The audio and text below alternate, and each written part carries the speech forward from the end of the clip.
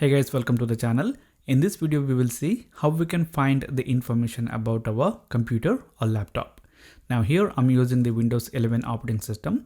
If you want the basic information like which processor is there, how much RAM is installed, which operating system is installed, then you just have to click on the start button and you have to type in about your PC. You will find this match. You just have to click on that. It will open up the system about, and here you can find the basic information. For example, here we can see which processor is installed, how much RAM is installed, and whether we have a 64-bit based processor or a 32-bit based processor, and whether we have 64-bit operating system is installed or a 32-bit operating system is installed. And after that, we can find the basic information about the operating system installed.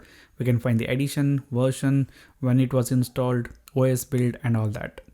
Now, if you want some more additional information, then we just have to close this and we have to click on the start button again and we have to type system information. Now we can find the system information app. If we click on that, it will open it up. Then here we can find all the details about our computer.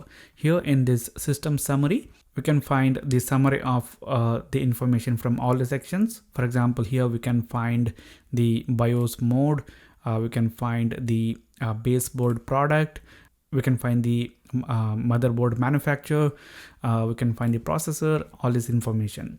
We can also find some sections like hardware resources, components, software environment.